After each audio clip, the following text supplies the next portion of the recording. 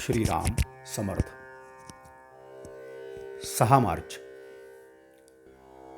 वासनेचे प्राबल्य. माझ्या निरूपणाचा तुम्हास विसर पडतो म्हणूनच बरे आहे. एखादी गोष्ट चांगली आहे आणि ती मिळाली तर सुखप्रद होईल या गोष्टीची आठवण असूनही आपण ती मिळवण्यासाठी प्रयत्न करीत नाही, हे अगदी अयोग्य आहे. हे पापच आहे. जर आपल्याला समजलेच नाही तर ते न करण्यात पाप नाही, परंतु समजूनही न करण्यात अत्यंत पाप आहे. खरे म्हणजे प्रयत्न करणे हे आपल्या हातात आहे. आपण ऐकतो की अंतकाळी जी मती तीच गती. मृत्यूसमयी जशी वासना धरावी त्याप्रमाणे आपल्याला पुनर्जन्म प्राप्त होतो. तेव्हा वासनेतच आपला जन्म आणि वासनेतच आपला अंत असे असताना तिला दूर कशी करता येईल? एखादा मनुष्य काळा असेल तर त्याला आपले काळेपण काही घालवता येत नाही.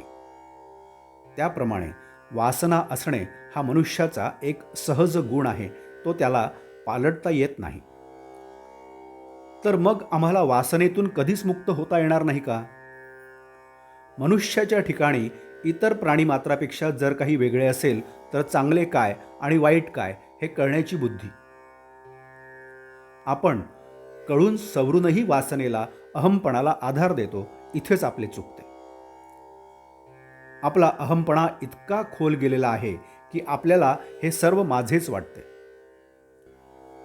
माझी बायको, माझी मुले, माझे घर, माझे माझे म्हणून किती सांगावे.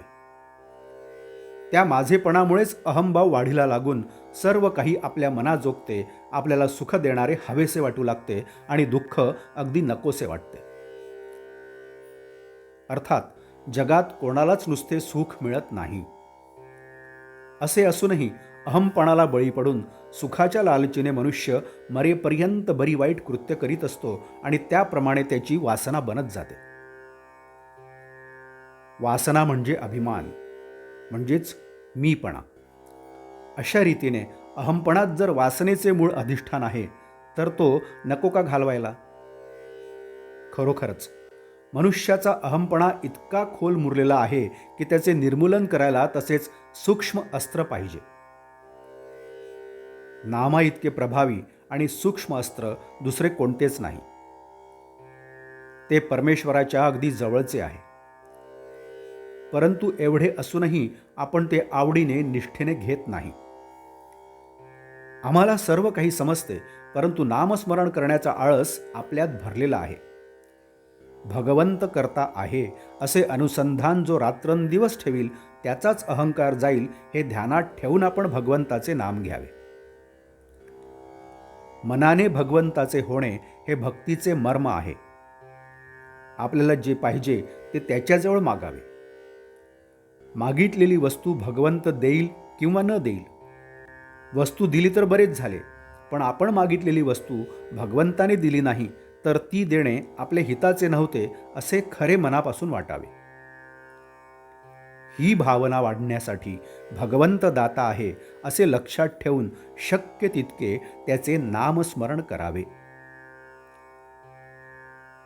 बोधवाक्य. जो नामात राहिला त्याचा वासना क्षय झाला.